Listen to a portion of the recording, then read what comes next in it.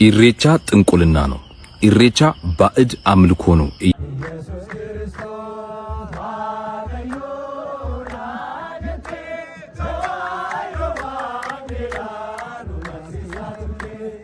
ኢየሱስ ክርስቶስ ማስተማር በሚጀምርበት ጊዜ ምንም ከዋቅፈና የተለየ ነገር አላስተማረም። ምንጩም ከዛ ስለሆነ ኢየሱስ ክርስቶስ አስተምሮ የዋቅፍና ነበር ማለት ነው። የኢየሱስ ክርስቶስ አስተምሮት ከዋቅፍና የተቀዳ ነው እያሉ ነው ዶክተር። yes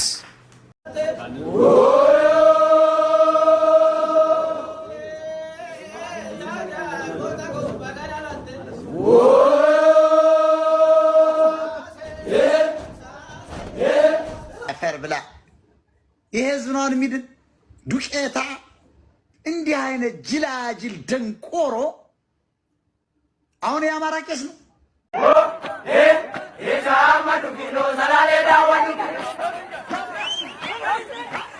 ሰላም ጤና ይስጥልኝ። እንዴት አላችሁ? በመላው ዓለም የምትገኙ እግዚአብሔር የተመሰገነ ይሁን። ዛሬ እንግዲህ መስከረም 24 በአዲስ አበባ ኢሬቻ እየተከበረ ነው። በዚህ በዓል ላይ ምን ተፈጠረ የሚለውን በስፋት እንመለከታለን። በጣም በሚገርም ሁኔታ የተሳሳቱ አስተምሮቶችም እንግዲህ ኢሬቻ ከኢየሱስ ክርስቶስ በፊት ነበረ የሚሉ ነገሮችን እንግዲህ ዶክተር ተብለው ተመራማሪ ተብለው እያሰሙ ይገኛልና እነዚህ ነገሮች ሌሎችም ከፍተኛ የጥላቻ ንግግሮች ያሉባቸው ነገሮች ተከስተዋልና እነዚህም በስፋት የምንመለከትበት ነው። እስከ መርሃ ግብሩ ፍጻሜ አብራችሁኝ ቆዩ። እስቲ በቅድሚያ ያደረግነውን ይህንን ተመልከቱት። ኢሬቻ ጥንቁልና ነው። ኢሬቻ ባዕድ አምልኮ ነው እያላችሁ በየዓመቱ የኦሮሞ ሕዝብ በአንድነት ሆኖ ፈጣሪውን የሚያመሰግንበትን ይህን ታላቅ የሆነ የኢሬቻ በዓል ለማጠልሸት ለማንቋሸሽ የምትጥሩ ሰዎች ይህንን ቪዲዮ በደንብ አዳምጡኝ። እውነት እናንተ እንደምትሉት ኢሬቻ ጥንቁልና ነው? መልሱን በጥላቻ ሳይሆን በቅንነት እውነትን ማወቅ የምትፈልጉ ካላችሁ በደንብ አዳምጡኝ። የመጀመሪያው ከስያሜው እንነሳ። ኢሬቻ ማለት በራሱ ምን ማለት ነው? ምስጋና ማለት ነው። እሺ ምስጋና ከሆነስ ለማን የምትሉ ከሆነ በደንብ አዳምጡኝ። ከክርስቶስ ልደት በፊት ከአይሁዳውያን ውጪ ያሉ የተለያዩ ቅርጻቅርጾችን እያበጁ ጣዖት እየሰሩ ፈጣሪያችን አምላካችን ብለው በሚሰግዱበት እነዛን ጣዖታትን በሚያመልኩበት በዛ ሰዓት ኢትዮጵያ ውስጥ የሚገኘው የኦሮሞ ሕዝብ አይ ይሄማ በፍጹም ሊሆን አይችልም፣ እስቲ ተራራዎችን ተመልከቱ፣ ሸንተረሩን ተመልከቱ፣ ወንዙን ተመልከቱ፣ ዛፎችን ተመልከቱ፣ አእዋፋትን ተመልከቱ፣ ሰማይን እንደዚህ እየዘረጋ ምድርን እንደዚህ ያስዋበ በ24 ሰዓት ውስጥ 12ቱን ሰዓት ለምሽቱ 12ቱን ሰዓት ደግሞ ለቀን አድርጎ እንደዚህ አበጃጅቶማ የፈጠረ አንድ አካል አለ ብለው አመኑ። የዛን አካል ስምም ዋቃ ብለው ጠሩት።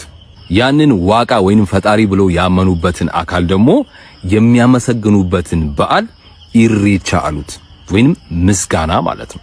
በእርግጥ ኢሬቻን ባዕድ አምልኮና ጥንቁልና የምትሉት አብዛኞቻችሁ ባለማወቅ ቢሆንም ሆም ብለው ግን ከኢሬቻ ይልቅ ለኦሮሞ ሕዝብ ካላቸው ጥላቻ የተነሳ በጭፍን ይህንን በዓል ለማንቋሸሽ በየዓመቱ የሚጥሩ ብዙ ሰዎች አሉ። ኢሬቻ በነገራችን ላይ የኦሮሞ ሕዝብ በአንድነት ተሰብስቦ ፈጣሪውን የሚያመሰግንበት በዓል ብቻ አይደለም። ኦሮሞ እንደ ኦሮሞ ራሱንም የሚያሳይበት የሚያስተዋውቅበት ትልቅ በዓላቸው ነው። የአለባበስ ስርዓታቸውን፣ የአመጋገብ ስርዓታቸውን፣ የአጨፋፈር ስርዓታቸውን ብቻ ብዙ ነገሩን ኦሮሞ እንደ ኦሮሞ ማንነቱን የሚገልጽበት የሚያሳይበት ታላቅ በዓላቸው ነው። ምን አለበት የኦሮሞ ሕዝብ ኢሬቻ ብሎ የሚያከብረው በዓልን ባታምንበት እንኳን ብታከብርለት። ለምሳሌ የፕሮቴስታንት፣ የኦርቶዶክስ፣ የእስልምና እምነት ተከታዮች ለዘመናት ተከባብረው ኖረዋል። ይህ ማለት ግን አብረው ስለተከባበሩ ኦርቶዶክስ የእስልምናን ትምህርት ተቀብላለች ማለት አይደለም። ወይንም እስልምና የኦርቶዶክስ ተዋሕዶ እምነት አስተምሮትን ተቀብሏል ማለት አይደለም። ፕሮቴስታንቱም አብሮ ተከባብሮ ይኖራል ማለት እስልምናን ወይንም የኦርቶዶክስ ተዋሕዶ እምነትን አስተምሮ ይቀበላል ማለት አይደለም። ከነልዩነታችን አንዳችን የአንዳችንን እምነት ክብር ሳንነቃ በፍቅር በአንድነት መኖር እንችላለን ማለት ነው መከባበር ማለት። በዚህ አጋጣሚ ለኦሮሞ ወንድሞቻችን፣ እህቶቻችን፣ አባት እናቶቻችን በሙሉ እንኳን በአንድነትና በፍቅር ሆናችሁ ፈጣሪያችሁን ለምታመሰግኑበት ለታላቁ ለኢሬቻ በዓል በሰላም አደረሳችሁ ማለት ፈልጋለሁ። ይህንን ቪዲዮ አድርሱልኝ። አመሰግናለሁ። የተከታተላችሁት ነው እንግዲህ ኢሬቻ ጥንቁልና ነው እየተባለ በስፋት የምትሉትን ነገር እንግዲህ ተው፣ እንዲህ አይነት ነገሮችን አትበሉ የሚል ነው። በእውነት በዚህ እስማማለሁ። ማንኛውም ሰው በቃ ሃይማኖታችን ነው ካለ እንደ ሃይማኖት ማክበር፣ ባህላችን ነው ካለ እንደ ባህል ማክበር። ከኛ የሚጠበቀው ባህላቸው ካለ እንደ ባህላቸው ያክብሩት። ሃይማኖታችንም ነው ብሎ የሚቀበሉት ከሆነ እንደ ሃይማኖታቸው ያክብሩት። በመካከል እየተገባ ሰው ሰላም እንዳይፈጠር የሚደረጉባቸው ነገሮች ቢቀሩ የሚል ነው። ምክንያቱም ሀገራችን ያለችበት ሁኔታ እናውቃለን። ደግሞ ትናንሽ ነገሮች የሚፈለጉበት ወቅት ባለበት ሰዓት እንዲህ አይነት ነገሮች ባይኖሩ ጥሩ ነው ብዬ አስባለሁ። ለምንድን ነው ይህንን ያነሳው? በቅድሚያ ካላችሁ ሰፊ ጥላቻዎች ሲነዙ ነበርና ስሙት። አሁንማ ኢሬቻ ደረሰላችሁ። ዛፉን ቂቤ በቂቤ ልታረጉን ነው? የቂቤው ጉዳይ ነው ያሳሰበው ወይስ ዛፉ አሳዝኖክ ነው? ቂቤ ያልከኝ እሱንም እኮ ያለው ነው የሚቀባው። የኦሮሞን ህዝብ በጥቃቅን ቃላቶች ለማሸማቀቅ፣ ለማሳነስ፣ አንገቱን እንዲደፋ ለማድረግ የምታረጉት ጥረት በጭራሽ አይሳካላችሁ።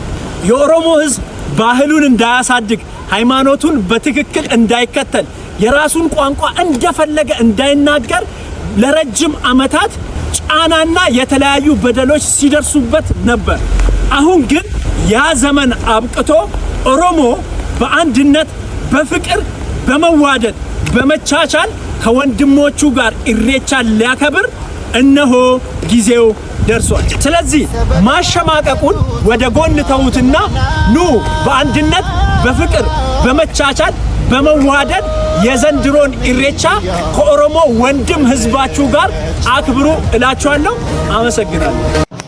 አይ ማማ ኢትዮጵያ ለአንዱ እናት ለአንዱ እኮ እንጀራ እናት ኮንሽኮ በጣም ቆይተሻል እኮ። እኔ ደግሞ አይተነውና ሰምተነው ማናቅ ሽኖዬ የሚባል የኦሮሞ በዓል መንግስት ስፖንሰር ባደረገው ይመስል አንድ አይነት ልብስ አድርጋችሁ በአደባባይ ስታከብሩ ደግሞ እያየን መብቱ ነው።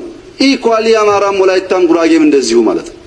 ከፍተኛ ኦሮሞ ጠል ኃይሎች ኦሮሞን የሚጠሉ ግን ኢትዮጵያ ውስጥ መኖር የሚያስቡ ኢትዮጵያን የሚያስቡ ሰዎች ኦሮምኛ ተዘመረ አሉ። ሊሴ ሲዘምር ያላመመው ኦሮምኛ ሲዘምር የሚያመው ኢትዮጵያዊ ምን ኢትዮጵያ ይባላል? አሁን ማሸማቀቂያ ነው እንግዲህ ተረኛ ምናምን ብሎ አሸማቆ አንገት ማስደፊያ።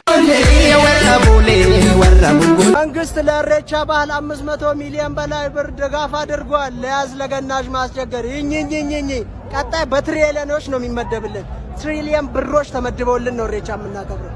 ተረግጦ ነው የሚከበረው። ተረግጦ አዎ እንደተከታተላችሁት ነው እንግዲህ ለአንዱ እኩል አይደለም የሚሉ ነገሮች የተነሳበት አለ። አዎ እሱ እንደ ሁኔታዎቹ ይለያያል። እንግዲህ እዚህ ላይ ምንም አልልም። አንዱ ለአንዱ ክቡር ጠቅላይ ሚኒስትሩ የሰጡት ምላሾች አሉ። ደግሞ ደረሰብላችሁ ቂቤ ልትቀቡ ነው የሚሉ ነገሮችን በስፋት በጣም የሚያሰራጩ አካላቶች አሉ። እንዲህ አይነት ጥላቻ ንግግሮች ናቸው ሰፊ ችግር የሚያመጡት። ለምን መሰላችሁ? ከኦሮሞ ነኝ ብሎ አንድ ሰውዬ በጣም የሚሰቀጥጥ፣ እኔ በእውነት ለእናንተ ይህንን ባላቀርበው ደስ ይለኛል። እንዲህ አይነት ንግግሮችን የሚናገሩ አካላቶች አሉ። ከዚህም ወገን ከተከሆነ ከፍተኛ ችግሮች እንዴት እንደሚፈጠሩ እዩት። የምኒልክ ትልቁ ስህተታቸው ባሪያ እንዳይሸጥ መከልከላቸው ነው። እስኪ ዛሬ ደግሞ አማርኛ ማውራት የሚችል አንድ እንስሳ ተገኝቷል። እስኪ ሙሉም ቪዲዮ እንስማው። ኦሮሞ ገና እስከ መተማ ይመጣላል። መተማ የሚባለው ሞቱማ የተባለ መሬት እንደሆነ ታውቃለህ? የኦሮሞ መሬት እንደሆነ ታውቃለህ? ደደብ ጎጃምና ጎንደር የኦሮሞ እንደሆነ ታውቃለህ? ገና የመጣበት ተራራ ላይ ትመለሳለህ። የተራራ የድንጋይ ልጅ ታውቃለህ? ኢትዮጵያ የኩሽ ናት። ወደድሽም ጠላሽም የኩሽ ናት። አወላ አገው ቅማንት የምትለው ኩሽ ነው። ሲዳማ ምናምን ኦሮሞ፣ ሶማሊ፣ አፋር የምትለው ኩሽ ነው። ገና ታልቃታለህ። እኔ እነግርሃለሁ፣ ግልጹን እነግርሃለሁ። ገና አንተ የምትጠንስሰውና የምትበጥብጠው ቅጣ አይደለም። እኛ ይኸውልህ በስትራቴጂ ሁሉ ነገር አስቀምጠናል። ምን እንደምናደርግ አብይ ቢቆይ ባይቆይ የራሱ ጉዳይ ነው። አብይም ቢቆይም ምን እንደምሰራልህ ታውቃለህ። እና አምባቸውን እና ጀነራል አሳምነውን የገደለ እኮ ዝም ብሎ አይደለም አብይ። በዚህኛ ስትራቴጂው ስለተጋጨ ነው የምንጣላው። ከአብይ ጋር የኦሮሞ ህዝብ የሚጣላው ያካሄዱ ስትራቴጂ ስለተጋጨ ብቻ ነው። ኦሮሞ በዚህ እናርግላል፣ አብይ ደግሞ በዚህ እናርግላል። አይ በዚህና በዚህ ከምንል በአንድ መንገድ እንድንበምለው ነው እንጂ በሁለቱም መንገድ የአማራ ማጥፋት ነው። በቃ እኔ እነግርሃለሁ ግልጹ ሰገጥ በአብይም ስትራቴጂ ማጥፋት አይቀርም። ቀድሞ እኮ ጀነራል አሳምነው የተገደለ ዝም ብሎ መሰለ እንዴ? አምባቸውን መሰለ ምሁር ለአፍሪካ የሚያሰጋ ልጅ የተገደለ ዝም ብሎ መሰለ? ማን የገደለው? አምባቸውን አሳምነው ነው የገደለው? ልትለኝ ነው? እናንተ እኮ ጭንቅላት እንደሌላችሁ በዚህ ነው የምታስታውቁት። የእናንተ ምሁርና የእናንተ ጀባ የእናንተ የጎበዝ አለቃ ሲገደል ለምን እንደተገደለ ማን እንደገደለ ራሱ ፋይንድ አውት ሳታረጉ ስንት ኪሎ ሜትር ስንት መቶ ኪሎ ሜትር ስንት ሺህ ኪሎ ሜትር ያለው ኦሮሞ እንዲህ ነው ትላለህ። ገና ነው ነገር የሌለ እንዳይመስል አሳምነው ከመንገድ ላይ የተጠረገበት ምክንያት አለ። አልነግርም። አሳምነውና አምባቸው ከመንገድ የተነሱበት ምክንያት ልታቅም አትችልም። ነገ መታቅም አይደለም ዛሬ እየተቃጠልክ እርር እያልክ ነው እድሜ ልክን እስከ አያትህ መቃብር ድረስ ተቆፍሮ ይወጣል። ገና ከጎንደር የአያትህ መቃብር ተቆፍሮ አጥንቱ ይቃጠላል። አይደለም አንተ ኖረ አንተማ ተው አሳ ይበላል። አንተ በጎጃምና በጎንደር ላይ ከመቀጥሉት 5 ዓመት በኋላ አማራ የሚባል ነገር በአማራ ምድር ላይ አይኖርም። ይሄን ማወቅ አለባችሁ። ከ5 ዓመት በኋላ አማራ የሚባል አይደለም ያለው የሞተው ራሱ መቃብሩ ተቆፍሮ እንደሚወጣ ነው። የኦሮሚያ ብልጽግናና የኦሮሞ ሕዝብ ተጣልቷል የምትሉ ነገር ይሄ የአካሄድ ስትራቴጂ ነው። ይሄን በዚህ እናርገው በዚህ ብናረገው ነው የምፈጥረው በምለው ላይ ነው እንጂ ግጭቱ ጥላቻ አይደለም። ምን አባታችሁ ታመጣላችሁ? ማለቃችሁ አይቀርም። ስለዚህ ከትግራይ ጋር ጦርነት የተከፈተው ለምንድን ነው? የኦሮሞ ልጅ አልተዋጋው። አማራ ለምን ተላከ ታውቃለህ? ወደዛም እንዳሸሽ ነው። ሱዳን በዛ ለምን ዝም ተባለ? ሱዳን ሲገባ ወደዛም እንዳትሮጥ ነው። በዚህ በሶማሊያ የትም እንዳትንቀሳቀስ ከአፋር ጋርም አጣምረናል። ወደ አፋር ማሻት አትችልም። ገባ? ወደ ሱዳን ማጥፋት አትችልም። ይገባል። ግን ወደ ትግራይ ማሮጥ አትችልም። ተከባል። ስትራቴጂው እየሰራ ነው። ወደ ኦሮሚያ ማምጣት አይደለም። ኦሮሚያ ውስጥ ያሉ እዛ ቀልጠው ይቀራሉ። ይሄን ማወቅ አለብን። ኦሮሚያ ውስጥ ያሉት ለሴቶች የኛ ሴቶች ይጨርሷቸዋል። ነገር ግን አማራ ጎንደርና ጎጃም ላይ ያለው እናንተ ከ5 ዓመት በኋላ እንደማትኖሩ ይወቁ። ጠላ ጠጡበት። ከ5 ዓመት በኋላ ስለማትኖሩ ያላችሁትን በ5 ዓመት ውስጥ በልታችሁ ጨርሱ። ይኸው መግለጫ ነው በመንግስት። በእርግጠኝነት እንደዚህ አይነት ሰዎች የኦሮሞን ማህበረሰብ ይወክላሉ ብዬ አላስብም። በፍጹም አይወክሉም። እንኳን የኦሮሞን ማህበረሰብ መንግስት ራሱ እነዚህን አካላቶች ቢያገኛቸው እርምጃ የሚወስድ ይመስለኛል። እንዲህ አይነት ኦሮሞን ማይወክሉ ሌሎችን ማንኛውን ብሔረሰብ አይወክሉም። እንግዲህ እርስ በርስ ጥላቻን አሁን በአንድ ሀገር ውስጥ እየኖርን ኦሮሞ፣ አማራ፣ ትግሬ እየተባባልን ሌሎችም እየተባለ እኮ እየተዋደንን፣ እኛ ግን በክርስቶስ አምሳያ የተፈጠርን አንድ ነን። አንድ የአዳም ዘሮች ነን። ግን እርስ በርሳችን አለመታደል ሆነና በእንደዚህ አይነት ሁኔታ መከፋፈል ተጀመረ። አሁን ደግሞ ይሄ የሚለው ሰውዬ ምን ያህል የጥላቻ ንግግሮችን አያቸዋል። እንዲህ አይነት አካላቶች እዚህ ጋር የጥላቻ ንግግር ሲናገሩ መልስ ምት እንደሚኖራቸው መታሰብ አለበት። እንዲህ አይነት መልስ ምቶች ከአንዱ ወደዚህ እየተንጓተት የሚመጣ ከሆነ ደግሞ ሀገርም ሰላም አትሆንም፣ እኛም ሰላማዊ ህይወትን አናገኝም ማለት ነው። ስለዚህ እንዲህ የሚያደርጉና አካላቶች መንግስት ቢያስታግስልን። ግድያን የሚያበረታታ መንግስት የለም። በእርግጠኝነት ማንም እንደዚህ አይነት ነገር ግድያን የሚያበረታታ የአማራም ሆነ የኦሮሞ ተወላጅ ነው። በዓሉ እንግዲህ በዓላችን ነው። ግማሹ አሁን ምንድነው የሃይማኖታችን አምልኮ ነው የሚሉ አካላቶች አሉ። ኖ አምልኮ አይደለም በዓል ነው የሚሉ አካላቶች አሉ። እንግዲህ እነዚህ ሁለቱ እርስ በርስ አልተስማሙ። በዓል ነው ለሚለው እንደ በዓልነቱ እንዲያከብር፣ ሃይማኖቴ ነው የሚለው እንደ ሃይማኖትነቱ እንዲያከብር ነው የሚፈለገው ማለት ነው። በጣም በሚያሳዝን ሁኔታ ፌኩ ጳጳስም በዚህ በዓል ላይ ተገኝተዋል። እንግዲህ ይህን ቆብ አላወልቅም ብለው በየመኝታ ለመኝታ ቤት የሚዞሩ ከአንድ መኝታ ቤት ቪዲዮ ይቀረጻሉ። የራሳቸው የቲክቶክ አካውንት አላቸው። ሌላ ክህነት ይሰጣሉ። ምን ይላሉ እንግዲህ ምንም የትኛውን ቤተክርስቲያን ሄደው አያገለግሉ። ተወግዟል በሲኖዶሱ። በዚህ በዓል ላይ ግን ተገኝተዋል እና እንዲህ አይነት የሃይማኖት ይሄ ያደረጉት የኢትዮጵያ ኦርቶዶክስ ተዋሕዶ ቤተክርስቲያንን የሚወክል ነው። እንዲህ አይነቶችን ነገር የኢትዮጵያ ቤተክርስቲያን እንደማይወክል ሲታወቅ ደግሞ መንግስት እንዲህ አይነት ሰዎች ላይ እርምጃ ወስዶ እንዲህ አይነት በዓላት ላይ እኚህ ሰውዬ መገኘት የለባቸው። በእርግጠኝነት በአደባባይ ወጥተው ያውም የቤተክርስቲያን በሌላ በባዶ መብታቸው ነው የቤተክርስቲያኒቷን የመገለጫ ስኬማ አድርገው እንዴት ይገኛል? ይሄን መንግስትም ሊቆጣጠር ያስፈልጋል ማለት ነው። ለምን ትክክል አይደሉም። የኢትዮጵያ ቤተክርስቲያንን ያውቃታል፣ አንዲት ናት። በዚህ ቤተክርስቲያን ውስጥ ይሄ እኚህ ሰውዬ ደግሞ እንደተወገዙ በመንግስትም ደግሞ አደራዳሪነት ተደራድረው የተለያዩ ነገሮች ተደርጎ ሁሉም ቆቡን እንደጣለ ይታወቃል። እኚህ ሰውዬ ግን በዚህ ተገኝተዋል። ኦርቶዶክስ ሆኖ ግን በዚህ መገኘት እንዴት ከሌሎች ጋር ህብረት ጸሎት የሚደረግ ከሆነ ጸሎት ማድረግ አይቻልም? ከሌላ ቤተ እምነት ጋር ምን አይነት ጸሎት ነው የሚደረገው? እነዚህ ነገሮች በደንብ ቢታሰቡበት የሚል ነገሮችን ለማንሳት እፈልጋለሁ። እስቲ በዓሉ ምን አይነት ድባቦች ነበሩት እንዴት ነው የሚለውን ደግሞ እንይ። ትናንት መስከረም 23 በኢሬቻ ዋዜማ ምሽት ብዙዎች ይህንን ትዕይንት ወደውት በስፋት ሲያጋሩት ነበር። ይህ ጭፈራ ለኔ አዲስ ነው፣ ግን ደግሞ ማራኪ። የምታውቁ ካላችሁ ስለ ጭፈራውና ስለ ባህሉ እስቲ ጀባበሉን። ዛሬ ደግሞ የኢሬቻ ሆራ ፊንፊኔ የኢሬፈና ወይም ምስጋና የማቅረብ ስነ ስርዓት እየተካሄደ ነው። እናቶችና አባቶች፣ ቄሮና ቀሬዎች ለምለም ሳርና አደይ አበባ ይዘው መሬሆ እያሉ በታላቅ እልልታና ምስጋና መልካ ፊንፊኔ ዘንድ ደርሰዋል። ጉዲቻ መርጋቶሌ ሆያ ያመሬሆ፣ ጉራቻ ገራምቡሌ ሆያ መሬሆ፣ መሬሆ ኦርጋንኬ ፎሊልኬ ሆያ መሬሆ መሬሆ እያሉ ጭጋጉ መገፈፉን ፈጣሪያቸው ምህረት ማድረጉን ከዘመን ዘመን ማሸጋገሩን እየገለጹም ይገኛሉ። ኢሬቻ በዓልን ለምታከብሩ እህት ወንድሞቻችን እንኳን አደረሳችሁ። መልካም በዓል።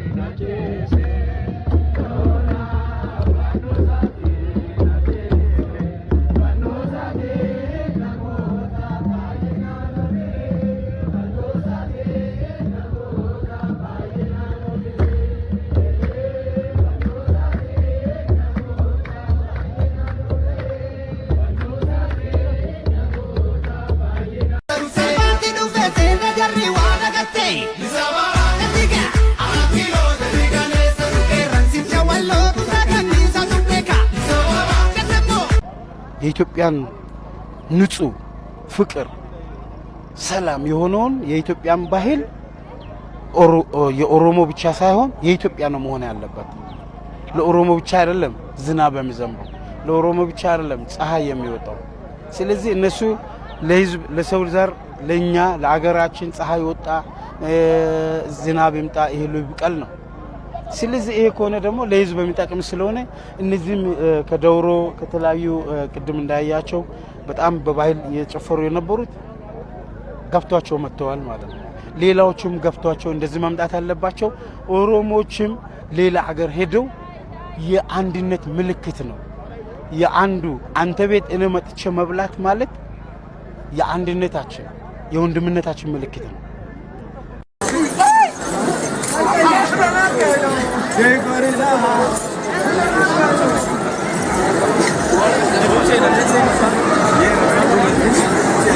Yeah.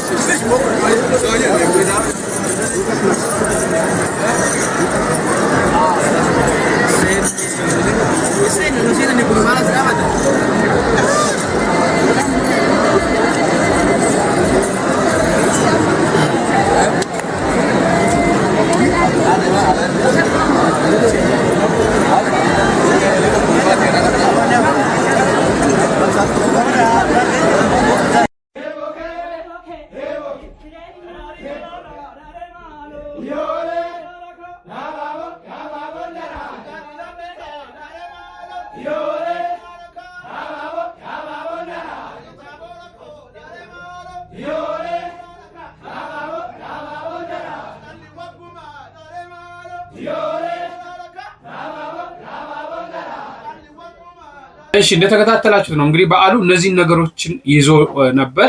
በስፋት ተከብሯል። በሰላም እንደተከበረ ነው እስካሁን ባለን መረጃ። ምንም የተከሰተ ነገር የለም።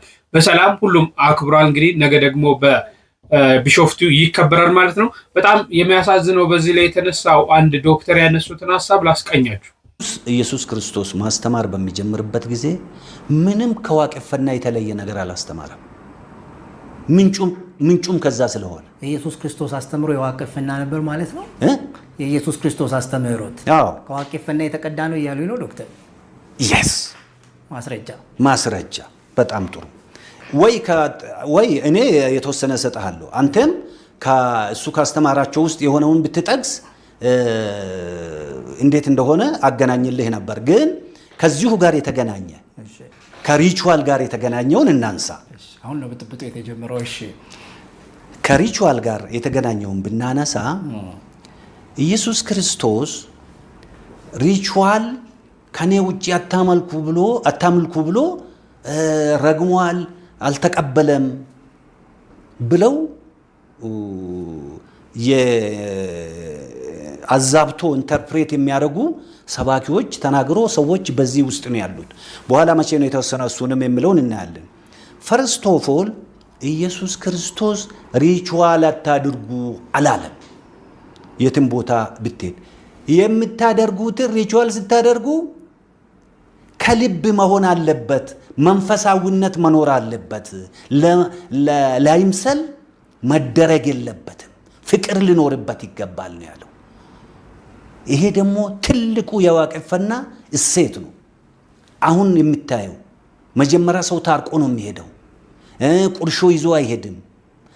የሚሄደው ከልቡ ፈጣሪን ለማመስገን ነው፣ ለማስመሰል አይደለም። ስለዚህ ኢየሱስ ያስተማረው ያለው ለማስመሰል አትስሩ፣ ልባችሁ ፈጣሪ ጋር ይሁን ይሄንን ሲሰሩ እንጂ ዝም ብላችሁ ለመብላት ለመጠጣት ለፈንጠዝያ መሆን የለበትም።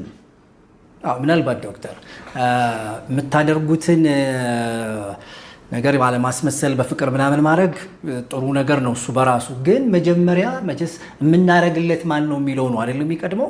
ፈጣሪ ነው። እሱ ፈጣሪ ምን አይነት ፈጣሪ ነው? እንዴት ፈጣሪ? ስንት ፈጣሪ አለ እኮ። አይ ባህሪ ያለው አይደል? ለምሳሌ በክርስትና የኛ አምላክ ተብሎ ይሄ ነገር ነው እንላለን አይደል?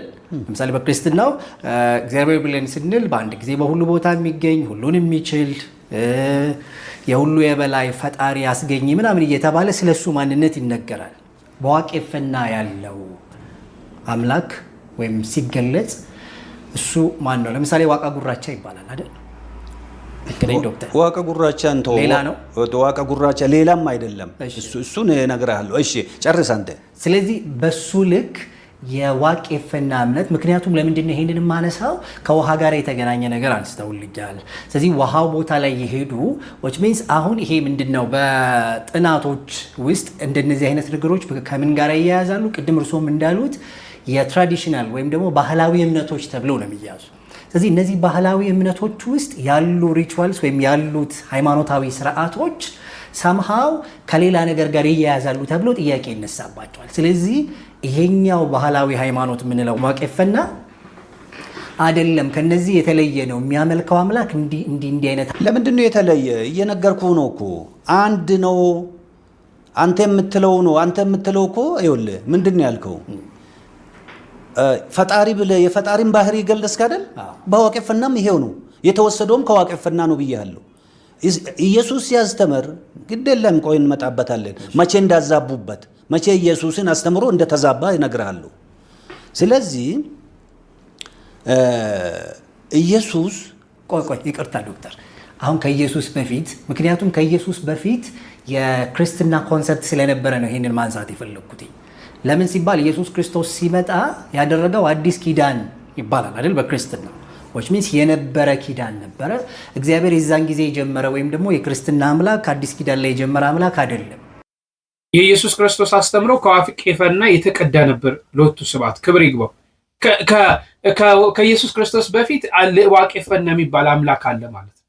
እኚህ ሰውዬ ሌላ ታሪክ ነው እያሉ ያሉትና እንዴት እንዲህ አይነት ምንም አይነት ማስረጃ በሌለበት በአፈ ታሪክ ማለት ነው። አሁን እንግዲህ እንዲህ አይነቶች ናቸው አምልኮ ናቸው ሊያስብሉን የሚችሉት።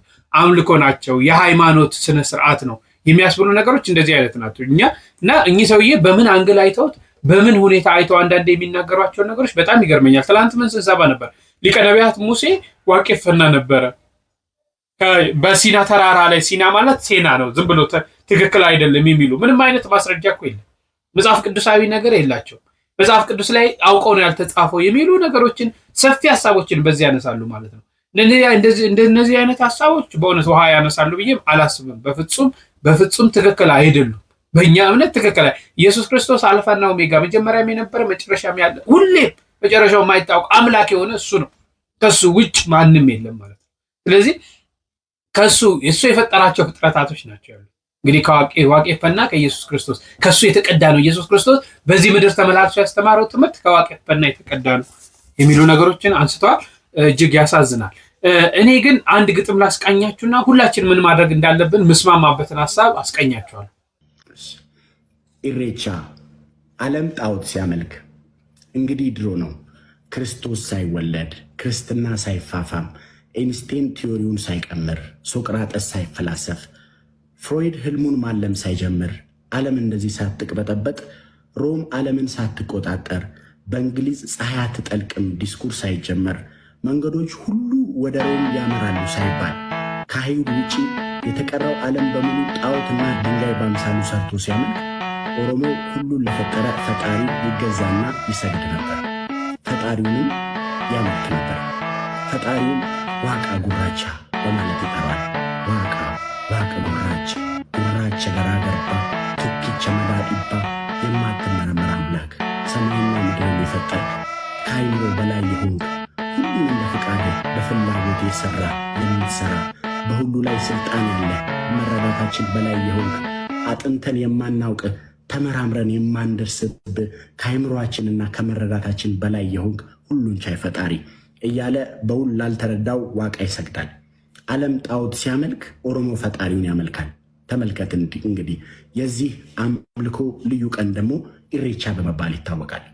በጨለማና በችግር የሚመሰለው ክረምት ሊወጣ ሲያቃስት ምድር የበጋውን ፀሐይ ብርሃን ለመቀበል ስታምጥ ስትሰናዳ በዓመቱ በመጀመሪያ ወር በወሩም በ24ኛው ቀን ኦሮሞ ኢሬቻ ብሎ ኦሮሞ ሁሉ በአንድ ቦታ ይሰባሰባል።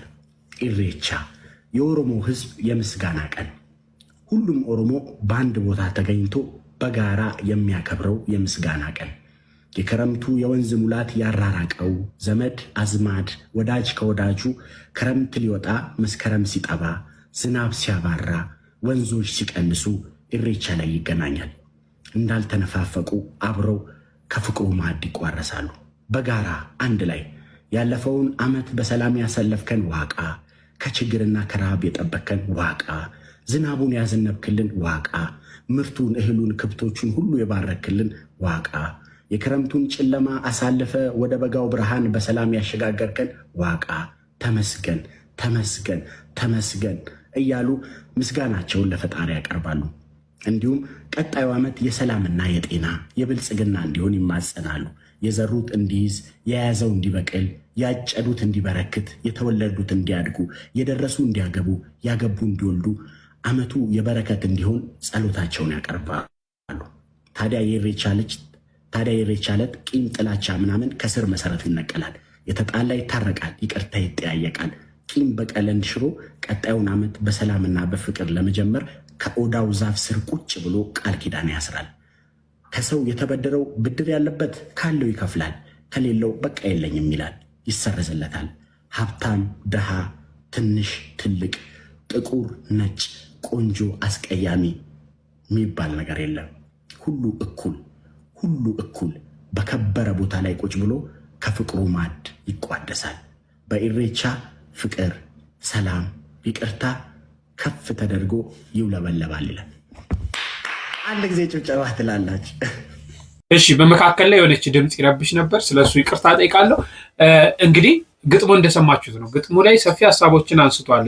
ራቼ የሚባለው በቲክቶክ የሚታወቀው በኦሮሚያ ባህልና ቱሪዝም አምባሳደር ብዙ ነገሮች ውስጥ የሚሳተፍ ልጅ ነው።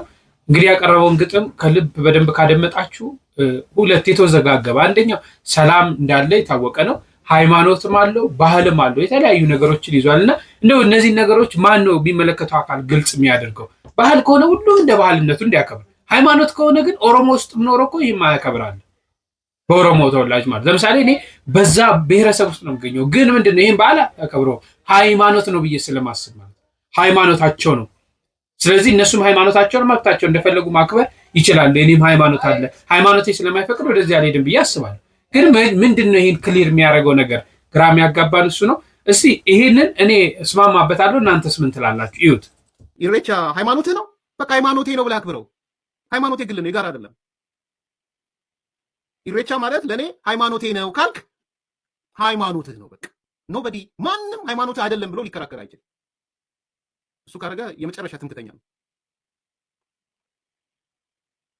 ስለዚህ አንዱ ይሄ ጉንጫልፋ ክርክር ሃይማኖታዊ ነው አይደለም ምናምን እሱ እንትኖቹ ይከራከሩ፣ የሃይማኖቱ ገጽታ የሚሉ ሰዎች። አንተ ፐርሰናሊ ግን አንተ ነው የምትወስነው። አንተ ሃይማኖቴ ነው ካልክ ሃይማኖት ነው፣ ሂድና በሃይማኖት መልኩ አክብረው። አይ ሃይማኖት አይደለም ማንነቴ ነው፣